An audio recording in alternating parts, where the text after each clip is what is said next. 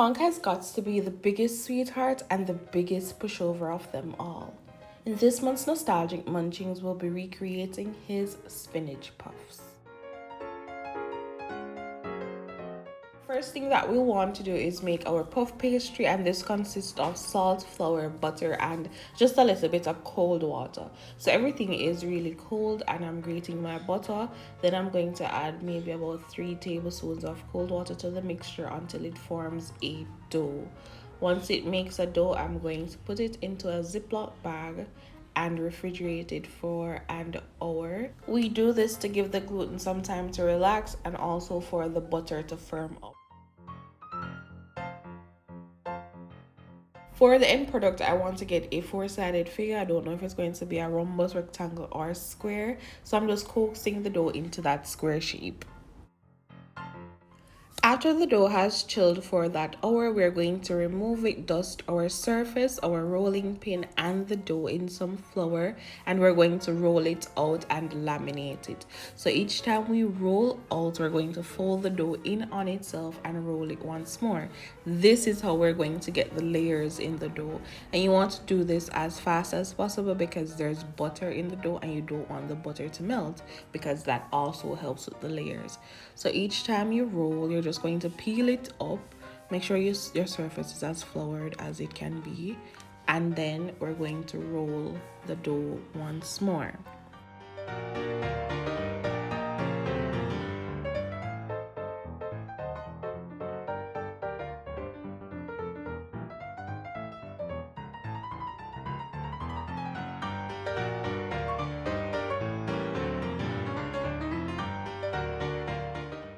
I did this step for a total of 4 times, so I am going to roll and laminate my dough 4 times.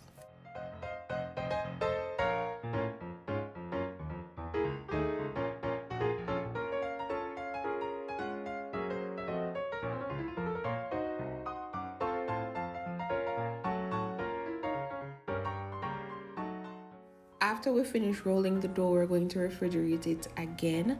So I'm just smoothing it out. I'm going to coax it back into that square shape, place it back into the Ziploc bag, ensure that it is sealed as best as possible and minimal airs in there. And I'm going to refrigerate this overnight, because the longer it is, the better the flakiness of the pastry.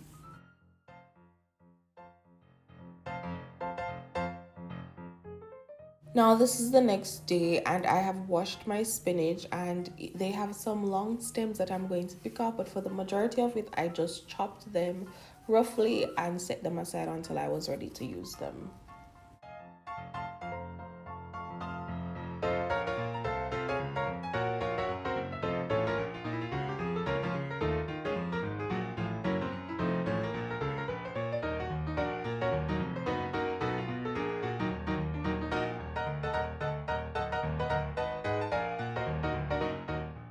To my hot pot that has about a tablespoon of oil, I'm going to add my onion and garlic. I'm going to allow them to saute until they're fragrant, which takes about 30 seconds to a minute, after which I'm going to add my spinach. And we know that a lot of green leafy vegetables tend to shrink, very deceptive, come very big and lush, but when them done cook, them come to naught.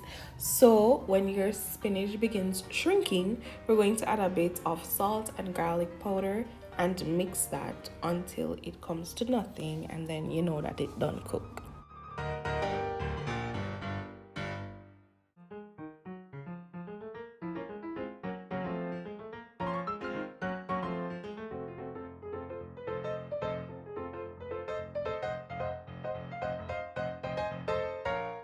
We're now going to transfer what is left of our spinach into a bowl, and I'm using a spoon with holes so I don't get all the water.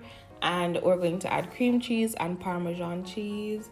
So I'm just spooning my cream cheese in, and because the spinach is hot, it's going to melt the cream cheese nicely. Once the cream cheese is incorporated, then I'm going to add my Parmesan cheese and continue mixing again until that is all melted and incorporated as well.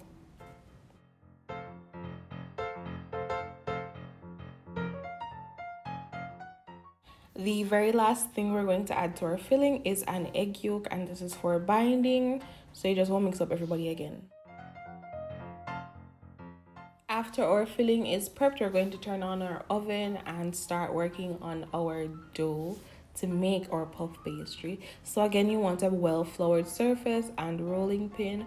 We're going to roll the dough out until it is maybe a 1/4 inch thick. We're then going to cut it into squares and start filling it with our spinach filling.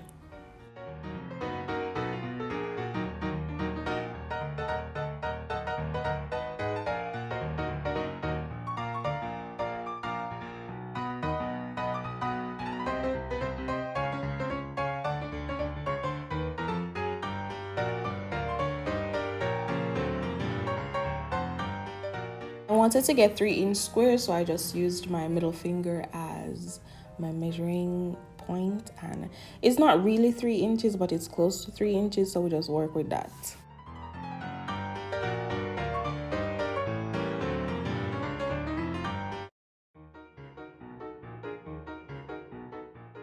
At this point, we have all our components ready. We are ready for greatness, but greatness was not ready for us. I started by adding way too much spinach filling, and then it wasn't going to close. I regrouped and we got it done. Look at what is about to unfold. Look at this. Like, how, Abby, how. Kronk would have been so disappointed in this work. After I collected myself, I then worked out the logistics of my spinach puff making, and I was like, okay, this can work. So then we move on to actually making our spinach puffs, and I use smaller amounts. I used about a teaspoon or half a teaspoon, 3/4 teaspoon, depending on the size of the square. Seal the sides with some egg wash, folded that up, and that was that. We continued until we were finished. It is very important to seal your sides as best as you can, because when working with dough, we have to remember that dough rises, so it's going to expand, so the seams are probably going to try to rip apart. So seal everything as best as you can when you are working with doughs, not just pastry dough, every dough, because they're going to rise.